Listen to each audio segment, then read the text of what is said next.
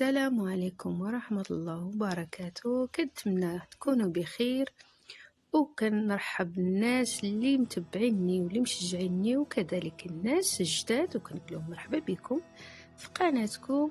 واليوم نزولا عن طلب متابعيني بغوا وصفة ديال زيادة الوزن. هاد الوصفة طلبها مني الأخ هاني الحوت، وكذلك الأخت حنان، الأخت سلطانة، والسيدة إيمان، وكذلك إيمان كزوية، وكذلك الصديقة ديالي مريم اللي كان نشكرهم من هذا المنبر وكنقول لهم شكرا بزاف على التشجيع ديالكم.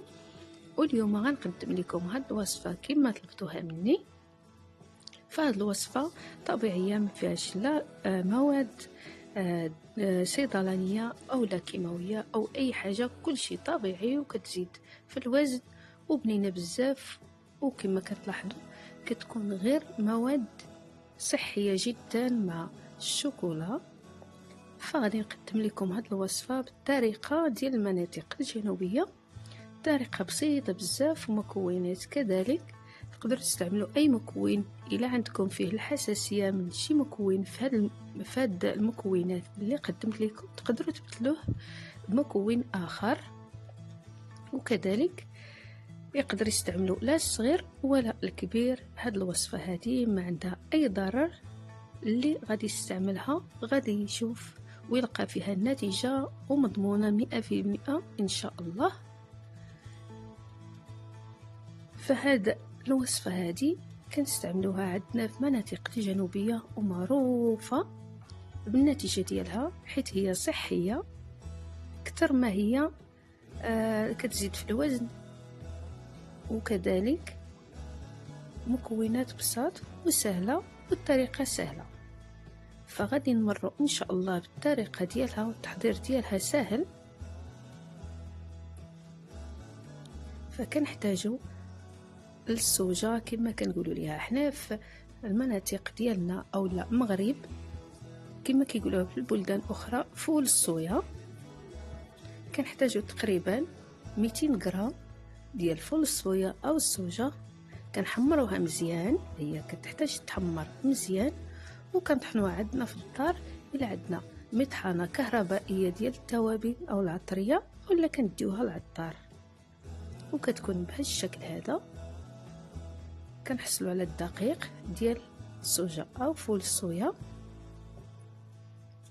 والسمسم او الجنجلان ابيض احمر، في اي لون ديال السمسم عندك او لا بغيتي تستعملي ما كاينش الفرق. كذلك كنحمروه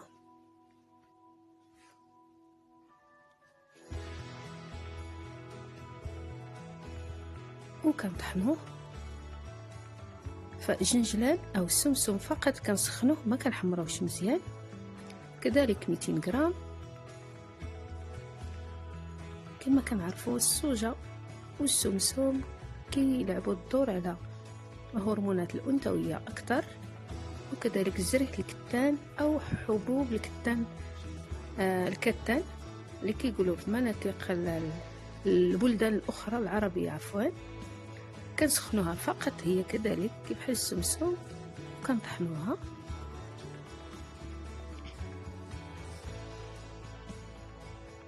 فهي كنحتاجو 100 غرام. فهي زوينه بزاف لا المعده ولا المصران الكبير. كناخذوا النافع او اليانسون، كذلك نقدروا نخلطوه مع حبه حلاوه او الشمار. كنظن الا غلط خليوا لي التعليق. في البلدان الاخرى ما عرفت شنو كيقولوا ليه، كان الشمار. كنسخنوه كذلك وكنطحنوه، وكناخذوا الكركاع تقريبا 100 غرام، او عين الجمل كنظن كيقولوا ليه في البلدان الاخرى عين الجمل. كنسخنوا فقط حتى هو وكنطحنوه.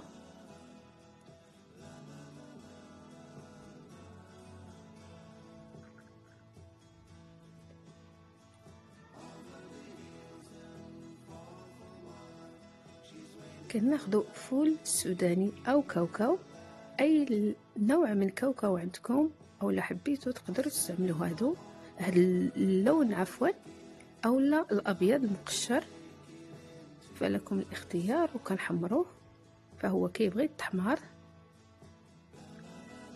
وكنطحنوه كذلك. بعد ما كنحمروه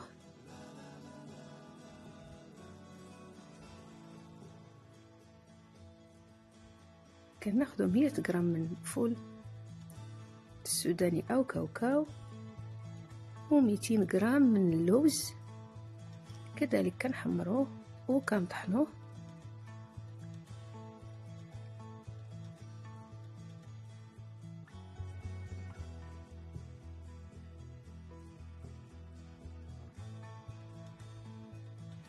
فهاد المكونات كلهم صحيين، الا بغى يستعملهم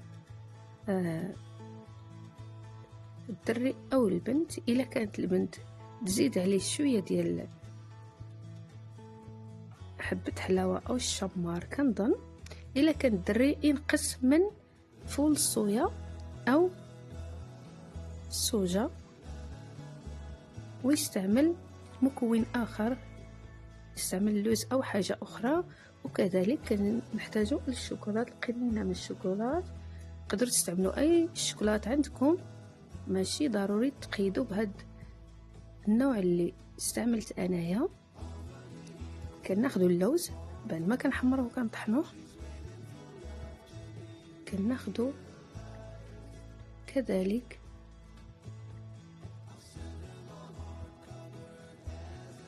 جنجلان، كاوكاو او فول الصويا، سمسم اي جنجلان،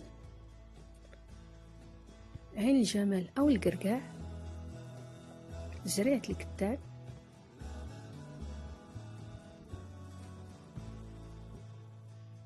النافع او اليانسون، و فول عفوا الصوجا او فول الصويا. وكذلك الشوكولات كنديروه في حمام مريم باش يسيح لينا او يذوب قبل ما نبداو نعجنوا به الخليط. كما شفتوا انا درتها في حمام مريم قبل، داكشي علاش ذاب ليا وسهل في العجين ديال المكونات ديالي.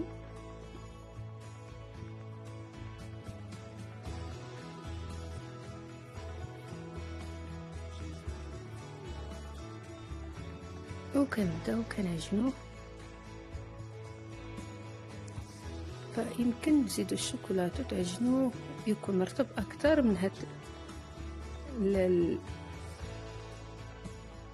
الطريقه اللي استعملت انايا، عفوا الطريقه اللي درتها بها انايا.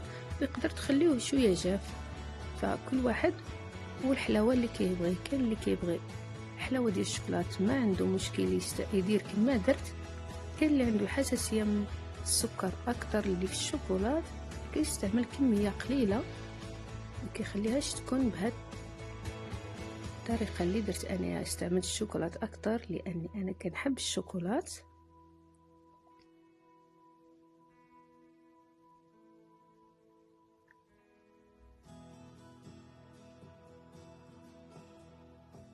وكنعجنوه بهاد الطريقه، طريقه سهله بزاف وبسيطه، والمكونات كذلك.